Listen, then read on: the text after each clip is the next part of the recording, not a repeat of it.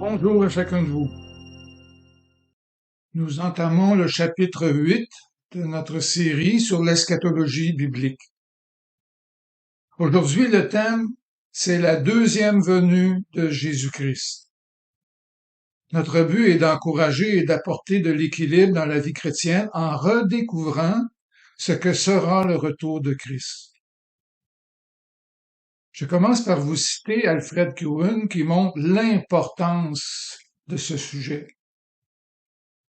Il dit, plus de 300 passages du Nouveau Testament parlent du retour de Christ. Donc, cette espérance est un élément important de la prédication de l'Église primitive.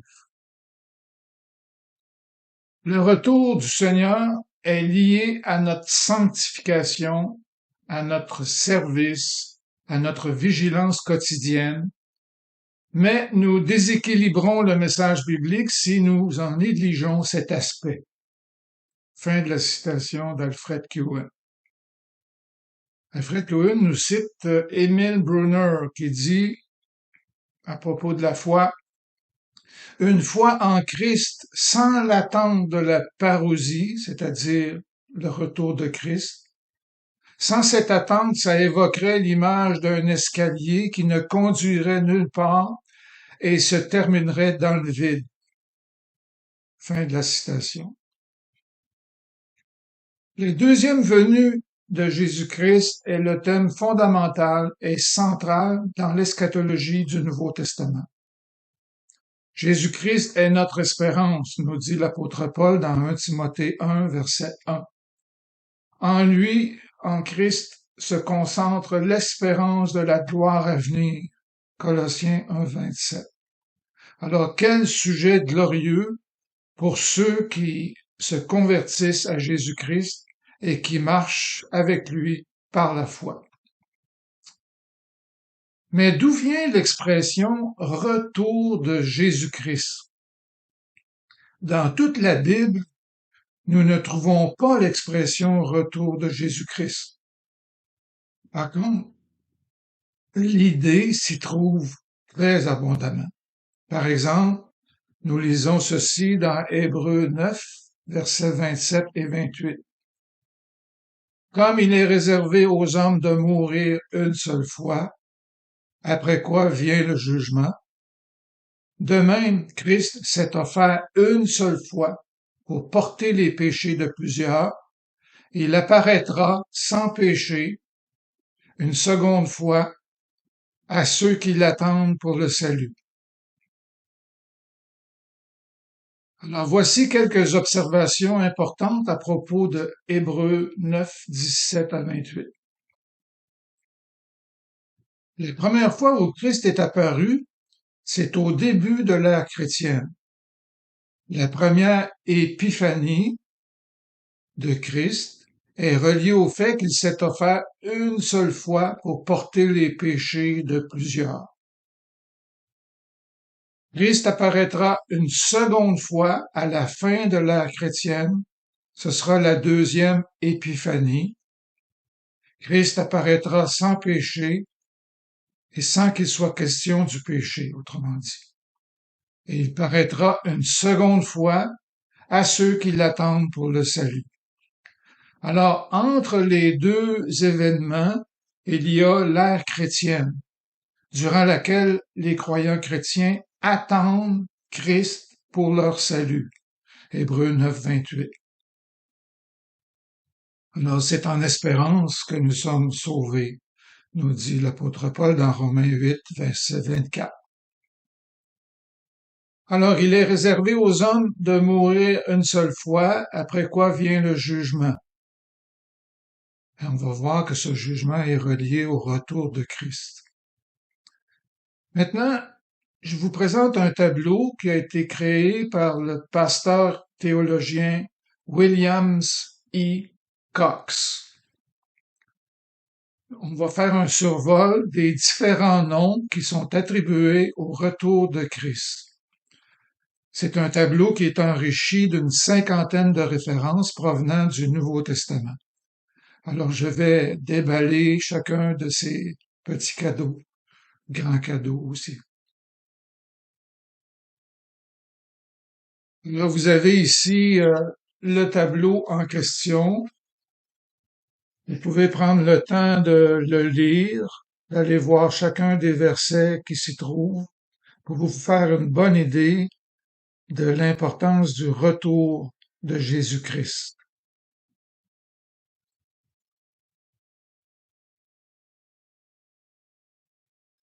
La première ligne contient des mots-clés.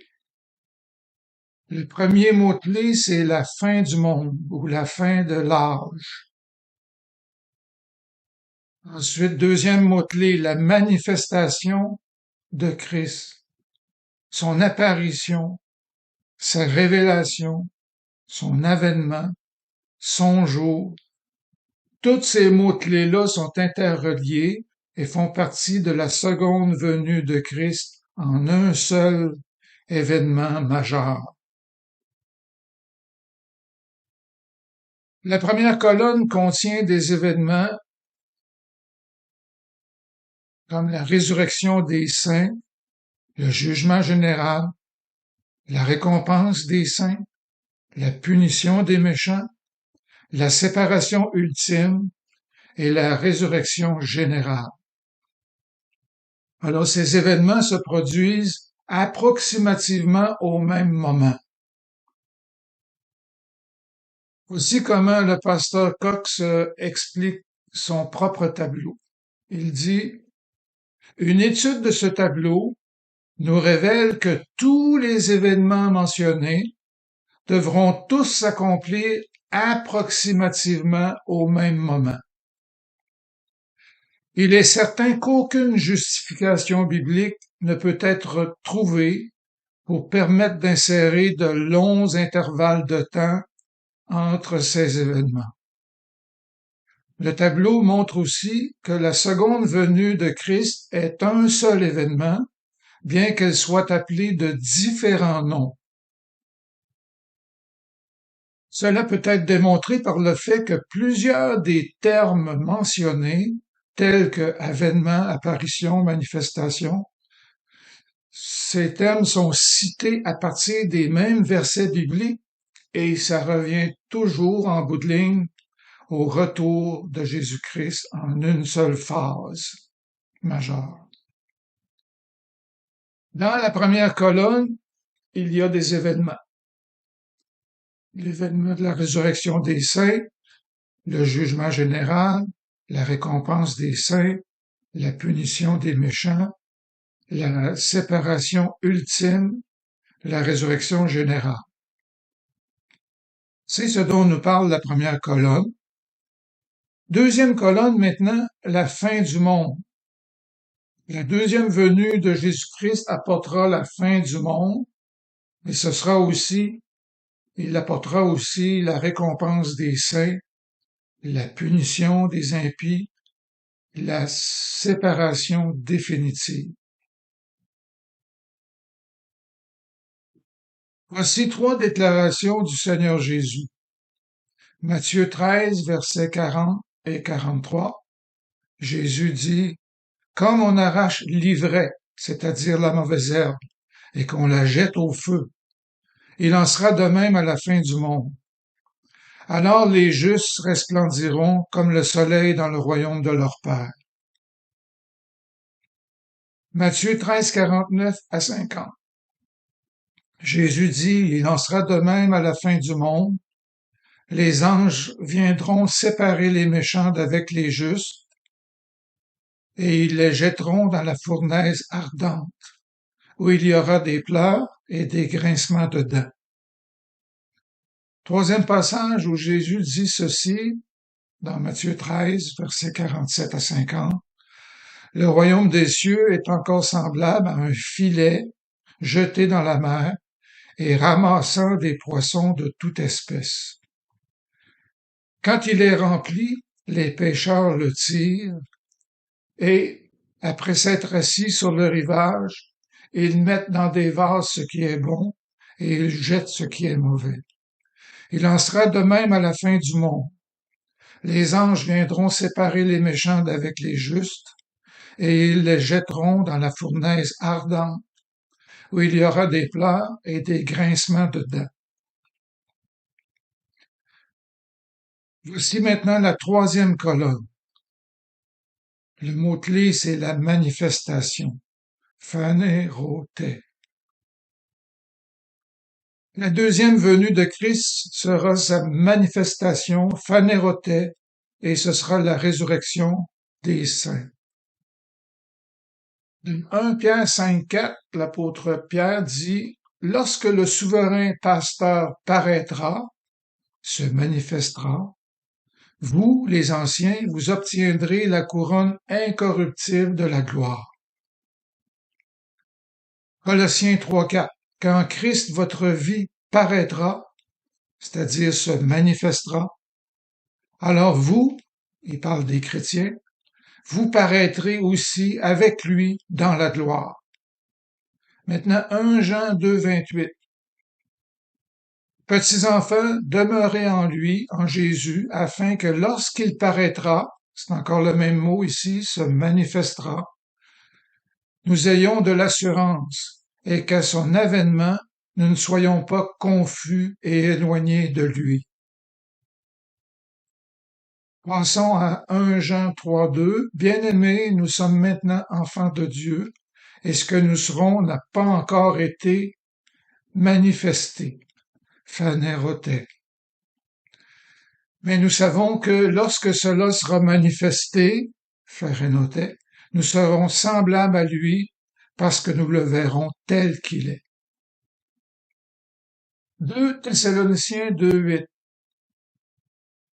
Alors paraîtra l'impie. C'est encore ici le mot révélé qui a donné en français apocalypse ou dévoilement. Alors je recommence. 2 Thessaloniciens 2,8 Alors paraîtra l'impie que le Seigneur Jésus détruira par le souffle de sa bouche et qu'il anéantira par l'éclat de son avènement. Quatrième colonne, l'apparition ou l'épiphanie. La deuxième venue de Christ apporte le jugement général en même temps que l'apparition de l'épiphanie. Dans 2 Timothée 4,1, Paul dit à son disciple Timothée, « Je t'en conjure devant Dieu et devant Jésus-Christ, qui doit juger les vivants et les morts, et au nom de son apparition, c'est le mot épiphanie, et au nom de son royaume. » 2 Timothée 4,8 Désormais la couronne de justice m'est réservée, dit Paul, le Seigneur, le juste juge, me la donnera dans ce jour-là, et non seulement à moi, mais encore à tous ceux qui auront aimé son avènement. Apparition ou épiphanie est mentionnée ici. Hébreux 9,28 De même Christ, qui s'est offert une seule fois pour les péchés de plusieurs, apparaîtra sans péché une seconde fois à ceux qui l'attendent pour le salut. Maintenant, passons à la cinquième colonne et voyons toutes les connexions qui se produisent. C'est le thème de la trompette. La deuxième venue de Christ sera signalée par la dernière trompette de Dieu, la résurrection et la récompense des saints, la séparation définitive. Alors, lisons ces passages attentivement. 1 Corinthiens 15, versets 51 et 52. Voici, je vous dis un mystère. Nous ne mourrons pas tous, mais tous nous serons changés en un instant, en un clin d'œil, à la dernière trompette. Alors la trompette sonnera, les morts ressusciteront incorruptibles, et nous serons changés. Lisons 1 Thessaloniciens 4, 15 à 17. Voici en effet ce que nous vous déclarons d'après la parole du Seigneur. Nous les vivants, restés pour l'avènement du Seigneur, nous ne devancerons pas ceux qui sont morts, car le Seigneur lui-même a un signal donné à la voix d'un archange, au son de la trompette de Dieu, descendra du ciel et les morts en Christ ressusciteront premièrement. Ensuite, nous les vivants qui serons restés, nous serons tous ensemble enlevés avec lui sur les nuées à la rencontre du Seigneur dans les airs, et ainsi nous serons toujours avec le Seigneur. Allons maintenant dans Matthieu 24, versets 30 et 31. Alors le signe du Fils de l'homme paraîtra dans le ciel. Toutes les tribus de la terre se lamenteront, et elles verront le Fils de l'homme venant sur les nuées du ciel avec puissance et une grande gloire. Il enverra ses anges avec la trompette retentissante, et ils rassembleront ses élus des 4 vents, depuis une extrémité des cieux jusqu'à l'autre. 6e colonne maintenant, la révélation. C'est le mot grec apocalypsis qui est mentionné, qui est traduit par révélation. C'est de là que vient le mot apocalypse. Alors la deuxième venue de Christ, son retour, sera sa révélation, son apocalypse, son dévoilement. Et ce sera aussi la séparation ultime d'avec les méchants. Alors 1 Pierre 1,13, l'apôtre Pierre dit, « C'est pourquoi, saignez les reins de votre entendement, soyez sobres et ayez une entière espérance dans la grâce qui vous sera apportée lorsque Jésus-Christ apparaîtra, c'est-à-dire se manifestera, dans le sens apocalypse, se révélera. » 2 Thessaloniciens 1, 7 à 10. Dieu projette de vous donner, à vous qui êtes affligés, du repos avec nous lorsque le Seigneur Jésus apparaîtra, c'est-à-dire se révélera, dévoilement, apocalypse. Il apparaîtra du ciel avec les anges de sa puissance, au milieu d'une flamme de feu, pour punir ceux qui ne connaissent pas Dieu et ceux qui n'obéissent pas à l'évangile de notre Seigneur Jésus. Ils auront pour châtiment une ruine éternelle, loin de la face du Seigneur et de la gloire de sa force, lorsqu'il viendra pour être, en ce jour-là, glorifié dans ses saints et admiré dans tous ceux qui auront cru, car notre témoignage auprès de vous a été cru. Maintenant, allons voir Luc 17, versets 29, 30, 34, 35. Mais le jour où Lot sortit de Sodome, une pluie de feu et de soufre tomba du ciel et les fit tous périr. Il en sera de même le jour où le Fils de l'homme paraîtra. Je vous le dis, en cette nuit-là, de 2 personnes qui seront dans un même lit, l'une sera prise et l'autre laissée. De 2 femmes qui moudront ensemble, l'une sera prise et l'autre laissée. Nous voici rendus à la 7e colonne qui contient l'avènement décrit par le mot parousie, un mot qui signifie la présence du roi des rois. Alors la deuxième venue de Christ sera l'avènement qui apportera la résurrection des saints, le jugement général, la récompense des saints, la punition des méchants, la séparation définitive. Alors les mêmes thèmes reviennent encore et encore. Lisons 1 Corinthiens 15, versets 22 et 23. Et comme tous meurent en Adam, de même aussi tous revivront en Christ, mais chacun en son rang. Christ comme prémisse, les premiers fruits de la résurrection, puis ceux qui appartiennent à Christ lors de son avènement, c'est-à-dire sa parousie. 1 Thessaloniciens 4, verset 15. Voici, en effet, ce que nous vous déclarons d'après la parole du Seigneur, nous les vivants, restés pour l'avènement du Seigneur. Nous ne devancerons pas ceux qui sont morts. Lisons maintenant Matthieu 16, 27. Car le Fils de l'homme doit venir.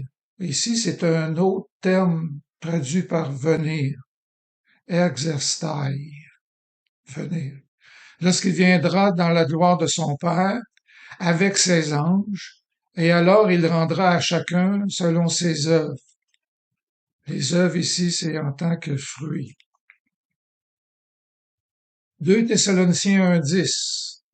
Lorsqu'il viendra, ici c'est un autre verbe qui est traduit par viendra, c'est elté. Alors lorsqu'il viendra pour être en ce jour-là glorifié dans ses saints et admiré dans tous ceux qui auront cru, car notre témoignage auprès de vous a été cru. Allons maintenant dans 2 Thessaloniciens 2, versets 1 et 2.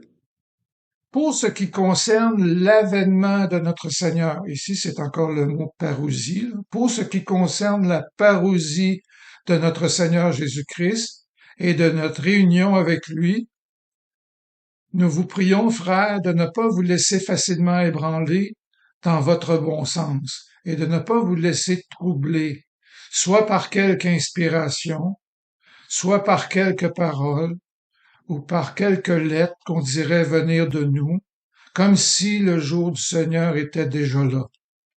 Alors ici, il y a un abus du déjà et du pas encore. 1 Jean 2, 25. Les promesses qu'il nous a faites, c'est la vie éternelle. Alors ça, c'est la récompense suprême. 1 Thessaloniciens 3, 13. Afin d'affermir vos cœurs, pour qu'ils soient irréprochables dans la sainteté, devant Dieu notre Père, lors de la parousie, lors de l'avènement de notre Seigneur Jésus-Christ, avec tous ses saints. 1 Timothée 4, 15 à 17, voici en effet ce que nous vous déclarons d'après la parole du Seigneur. Nous les vivants, restés pour la parousie, restés pour l'avènement du Seigneur, nous ne devancerons pas ceux qui sont morts, car le Seigneur lui-même, à un signal donné, à la voix d'un archange et au son de la trompette de Dieu, descendra du ciel, et les morts en Christ ressusciteront, premièrement. Ensuite, nous les vivants, nous serons restés. Qui seront restés? Nous serons tous ensemble enlevés avec eux sur les nuées, à la rencontre du Seigneur dans les airs, et ainsi nous serons toujours avec le Seigneur. 2 Thessaloniciens 1,10, lorsqu'il viendra, c'est un autre mot ici, elté, lorsqu'il viendra, pour être en ce jour-là glorifié dans ses saints et admiré dans tous ceux qui auront cru, car notre témoignage auprès de vous a été cru. Voyez, ce texte revient encore et encore dans les versets du Nouveau Testament.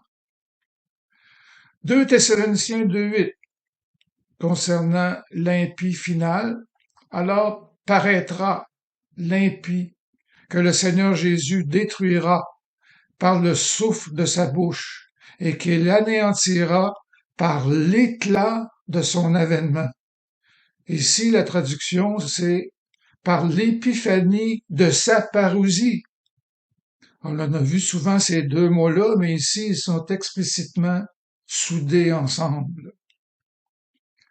Allons maintenant dans Matthieu 24, versets 37 et 40. Jésus dit, ce qui arriva au temps de Noé arrivera de même à l'avènement du Fils de l'homme.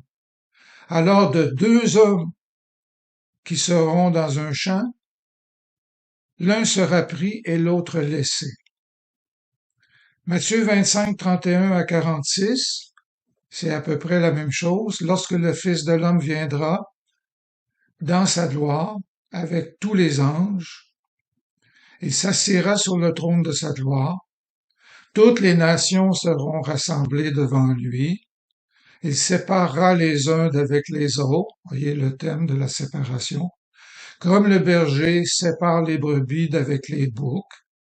Il mettra les brebis à sa droite et les boucs à sa gauche.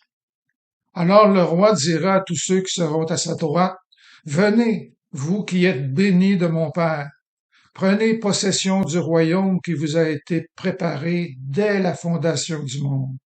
Car j'ai eu faim et vous m'avez donné à manger. J'ai eu soif et vous m'avez donné à boire. J'étais étranger et vous m'avez recueilli. J'étais nu et vous m'avez vêtu. J'étais malade et vous m'avez visité. J'étais en prison et vous êtes venu vers moi. Les justes lui diront, Seigneur, quand avons-nous vu avoir faim et t'avons-nous donné à manger, ou avoir soif et t'avons-nous donné à boire? Quand avons-nous vu étranger et nous t'avons recueilli? Quand t'avons vu nu, nous t'avons vêtu. Et quand nous t'avons vu malade ou en prison, nous sommes allés vers toi. Et le roi leur répondra, je vous le dis en vérité, toutes les fois que vous avez fait ces choses à l'un de ces plus petits de mes frères, c'est à moi que vous les avez faites. Ensuite, il dira à ceux qui seront à sa gauche, retirez-vous de moi, maudits, allez dans le feu éternel qui a été préparé pour le diable et ses anges. Car j'ai eu faim, et etc. C'est un texte semblable. Je vous invite à le lire au complet chez vous ce soir. Allons maintenant dans Marc, chapitre 13, versets 26 et 27. Alors on verra le Fils de l'homme venant sur les nuées avec une grande puissance et avec gloire. Alors il enverra ses anges, il rassemblera les élus des 4 vents, de l'extrémité de la terre jusqu'à l'extrémité du ciel. Sautons à la 8e colonne, le dernier jour. Le deuxième venue de Christ sera la résurrection des saints au dernier jour. On voit ça très, très clairement dans Jean chapitre 6 et dans les 4 versets 39, 40, 44, 54. Le verset 39 dit, Or la volonté de celui qui m'a envoyé, c'est que je ne perde rien de ce qu'il m'a donné, mais que je le ressuscite quand? Au dernier jour. Verset 40. La volonté de mon Père, c'est que quiconque voit le Fils et croit en lui ait la vie éternelle, et je le ressusciterai quand? Au dernier jour. Verset 44. Nul ne peut venir à moi si le Père qui m'a envoyé ne l'attire, et je le ressusciterai quand? Au dernier jour. Verset 54. Celui qui mange ma chair et qui boit mon sang a la vie éternelle, et je le ressusciterai quand? Au dernier jour. La deuxième venue de Christ correspond au jour du jugement général. Acte 17, verset 31. Dieu a fixé un jour où il jugera selon le monde selon la justice, par l'homme qu'il a désigné, c'est-à-dire Jésus, et dont il a donné à tous une preuve certaine en le ressuscitant des morts. 1 Jean 4, 17. Tel il est, parlant de Dieu, tel nous sommes, nous aussi, dans ce monde. C'est en cela que l'amour est parfait en nous, afin que nous ayons de l'assurance. Quand? Au jour du jugement. 2 Pierre 2, 9. Le Seigneur sait délivrer de l'épreuve les hommes pieux et réserver les injustes pour être punis. Quand? Au jour du jugement. 2 Pierre 3, 7. Par la même parole, les cieux et la terre d'à présent sont gardés et réservés pour le feu. Et pour quand? Pour le jour du jugement et la ruine des hommes impies. Alors on voit encore que la deuxième venue de Christ correspond au jour de la récompense des saints. Par exemple, dans 1 Corinthiens 3, 13 à 15, il est dit, car le jour la fera connaître parce qu'elle se révélera dans le feu. Et le feu éprouvera ce qu'est l'œuvre de chacun. Si l'œuvre bâtie par quelqu'un sur le fondement subsiste, il recevra une récompense. Ça, c'est un de nos mots clés. Ensuite, le verset 15 dit, si l'œuvre de quelqu'un est consumée, si ça passe au feu, il perdra sa récompense. Pour lui, il sera sauvé, mais comme au travers du feu. 2 Thessaloniciens 1,10. Et pour attendre des cieux son Fils, qu'il a ressuscité des morts, Jésus, qui nous délivre de quoi? La colère à venir. 2 Timothée 4,8. Désormais, la couronne de justice m'est réservée. Le Seigneur, le juste juge, me le donnera dans ce jour-là, et non seulement à moi, mais encore à tous ceux qui auront aimé son avènement. Épiphanie. La deuxième venue de Christ correspond au jour de la punition des méchants. 2 Thessaloniciens 1, 6 à 10. Car il est de la justice de Dieu de rendre l'affliction à ceux qui vous affligent et de vous donner, à vous qui êtes affligés, du repos avec nous, lorsque le Seigneur Jésus apparaîtra. Ici, c'est Apocalypsis. Il apparaîtra, il sera dévoilé à partir du ciel avec les anges de cette puissance, au milieu d'une flamme de feu, pour punir ceux qui ne connaissent pas Dieu et qui n'obéissent pas à l'évangile de notre Seigneur Jésus. Ils auront pour châtiment une ruine éternelle, loin de la face du Seigneur et de la gloire de sa force. Lorsqu'il viendra pour être, en ce jour-là, glorifié dans ses saints et admiré dans tous ceux qui auront cru, car notre témoignage auprès de vous a été cru. Romains 2, versets 5, 6 dit, mais par ton endurcissement et par ton cœur impénitent, tu t'amasses un trésor de colère. Pour quand? Pour le jour de la colère et de la manifestation du juste jugement de Dieu, qui rendra à chacun selon ses œuvres. Matthieu 7, 22, 23. Le Seigneur Jésus dit, plusieurs me diront en ce jour-là, Seigneur, Seigneur, n'avons-nous pas prophétisé par ton nom? N'avons-nous pas chassé des démons par ton nom? N'avons-nous pas fait beaucoup de miracles par ton nom? Alors je leur dirai ouvertement, je ne vous ai jamais connu. Retirez-vous de moi, vous qui commettez l'iniquité. Je vous invite à lire Jude 5 et 6.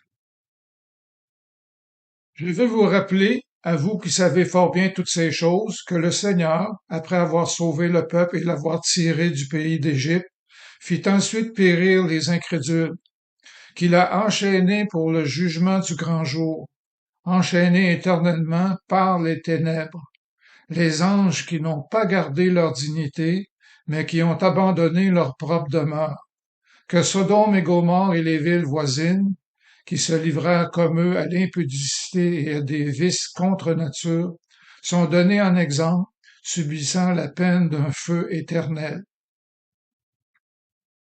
La deuxième venue de Christ correspond au jour de la résurrection générale. Par exemple, dans Jean chapitre 11, versets 23 et 24, Jésus dit, « Ton frère ressuscitera. » Je sais, lui répondit Marthe, qu'il ressuscitera à la résurrection au dernier jour. Jean 5, 28, 29. Ne vous étonnez pas de cela, car l'heure vient où tous ceux qui sont dans les sépulcres, entendant sa voix, en sortiront. Ceux qui auront fait le bien ressusciteront pour la vie, et ceux qui auront fait le mal ressusciteront pour le jugement. En conclusion, tous les versets que nous avons survolés présentent des événements qui vont tous s'accomplir approximativement au même moment. Et il n'y aura pas de long intervalle de temps entre ces événements. Le retour de Christ est un seul événement présenté sous différents noms: parousie, épiphanie, avènement, apparition, manifestation, dévoilement.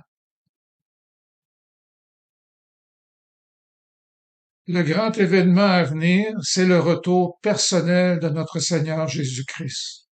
Les Écritures déclarent très clairement que la deuxième venue de Jésus sera soudaine, inattendue, vue par tous, entendue par tous, accompagnée des anges et des nuées.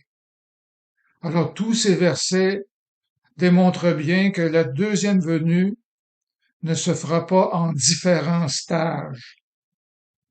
Ce sera plutôt un seul événement présenté sous différents noms. Il n'y aura pas plusieurs retours du Christ. Faisons quelques applications pour nos vies. Espérance résume tout. Le cœur du don fait aux croyants par la grâce de Dieu. Ils sont sauvés en espérance. Romains 8, verset 24. Un encouragement au témoignage, le témoignage de la vraie conversion à Dieu en attendant le retour de Christ. On voit ça dans 1 Thessaloniciens 1, 9 et 10. Car on raconte à notre sujet quels accès nous avons eus auprès de vous et comment vous vous êtes convertis à Dieu en abandonnant les idoles pour servir le Dieu vivant et vrai, et, c'est là, et pour attendre des cieux son Fils, qui l'a ressuscité des morts, Jésus, et qui nous délivre de la colère à venir. Il y a une invitation aussi à être toujours prêt. 1 Pierre 3,15 et 3,18 dit: Mais sanctifiez dans vos cœurs Christ le Seigneur, étant toujours prêt à vous défendre avec douceur et respect devant quiconque vous demande raison de l'espérance qui est en vous. Christ aussi a souffert une fois pour les péchés, lui juste pour des injustes, afin de nous amener à Dieu, ayant été mis à mort quant à la chair, mais ayant été rendu vivant quant à l'esprit. Une autre exhortation à l'attachement et à l'assurance de la foi. C'est dans 1 Jean 2, 28. Il dit, c'est l'apôtre Jean qui parle: Mes enfants, demeurez attachés. C'est là l'exhortation. Demeurez attachés à Christ, pour qu'au moment où il paraîtra, nous soyons remplis d'assurance et que nous ne nous trouvions pas tout honteux, loin de lui, au moment de sa venue.